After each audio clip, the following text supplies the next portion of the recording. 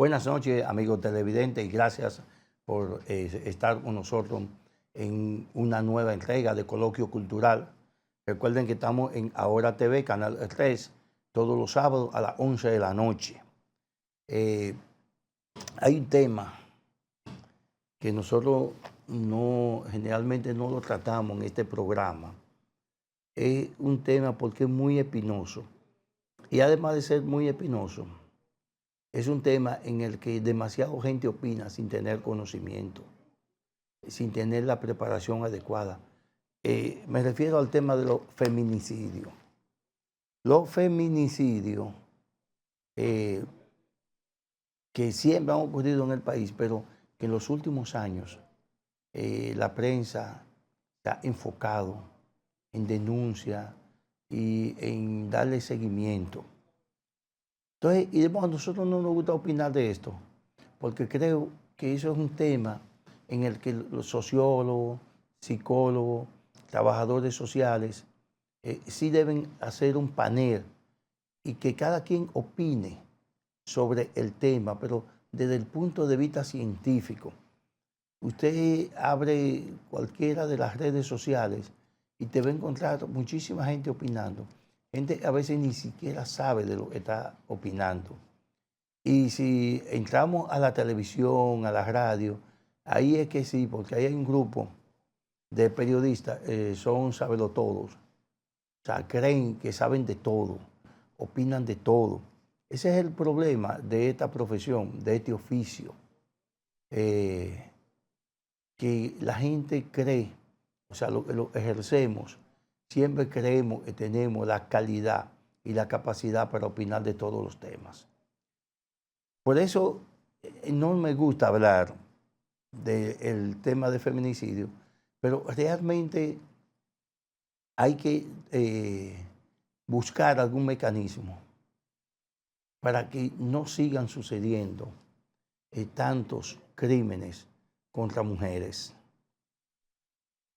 El crimen contra mujer, el crimen, el feminicidio, no se justifica bajo ninguna circunstancia. Porque tú oyes personas incluso en los medios que hablan del tema, critican la ola de feminicidio ahí en el país, pero al mismo tiempo tienen un lenguaje que parece como que lo justifican, diciendo, no, en cada feminicidio hay una acción de infidelidad de la mujer. No es así. No es así.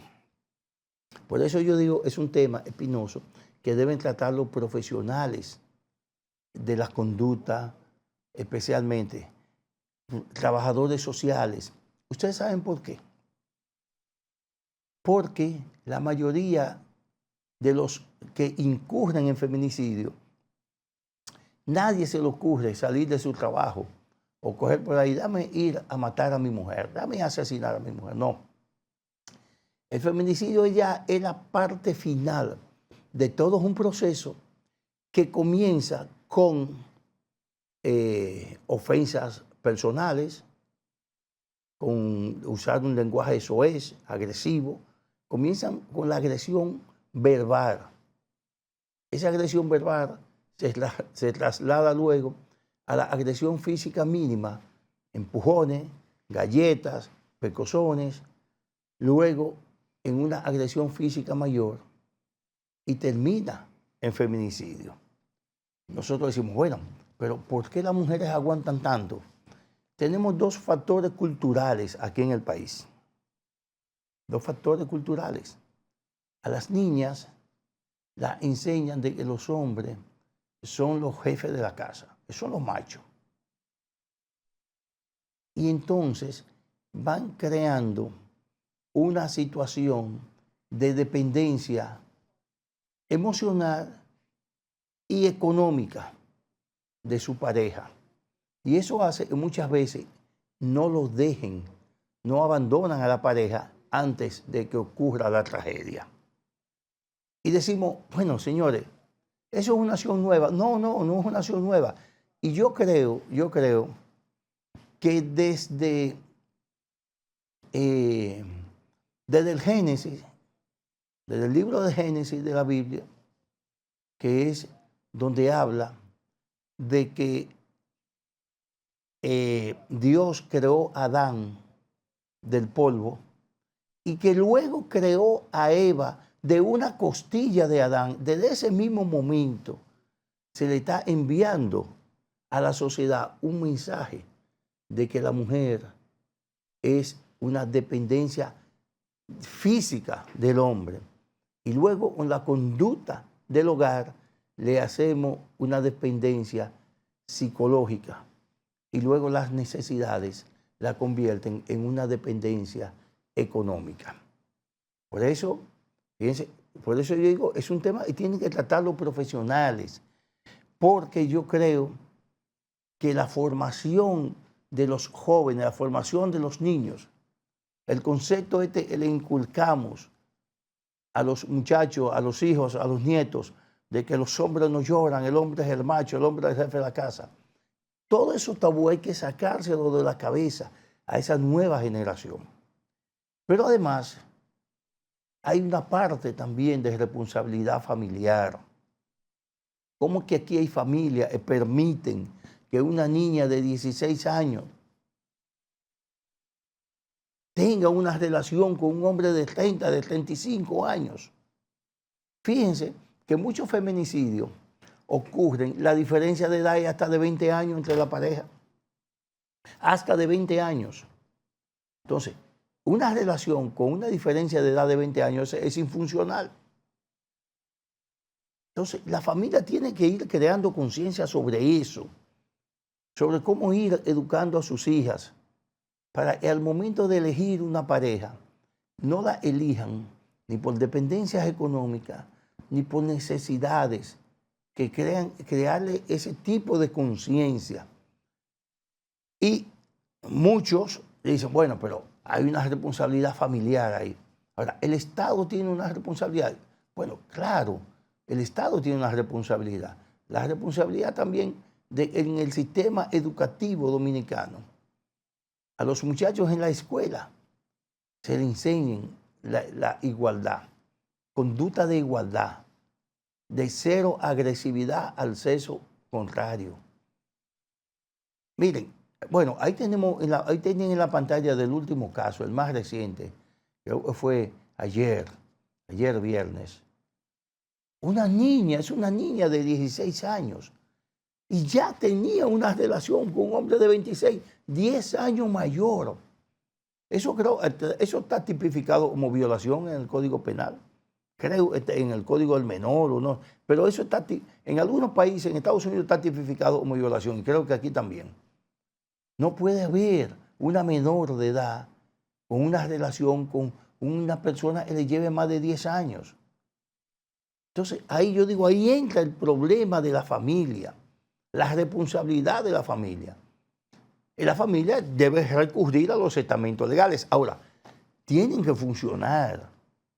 Las denuncias tienen que funcionar en los destacamentos, en las fiscalías, tienen que poner mayor atención a las denuncias de agresiones de hombres y agresiones en contra de mujeres.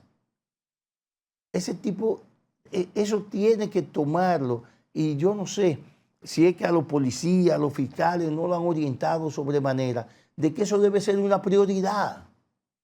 Porque es una vida, eso es una vida que se está arriesgando cuando usted la manda a su hogar, aunque claro está, también hemos visto casos de personas que le ofrecen protección, en las casas esas, son casas de albergue, casas no sé de cómo le llaman, pero le ofrecen en algunos casos protección y las mujeres las rechazan. Pero hay un problema, hay un componente de la sociedad, una responsabilidad de familiar y hay también que la parte que corresponde a la responsabilidad familiar es que en la formación de las muchachas, cuando son adolescentes, cuando son de ir desestimando, de ir desmoronando ese esquema de dependencia del hombre. Y miren, que aquí, señores, ustedes lo pueden ver, La mayoría de esos casos ocurren en sectores muy vulnerables económicamente y también entre parejas de muy poca formación educacional. Ese es otro elemento. Ese es otro elemento. No hay formación educacional. Es difícil, no digo imposible, pero es difícil que un profesional ya haya descollado una parte de la sociedad, usted lo ve involucrado en un feminicidio.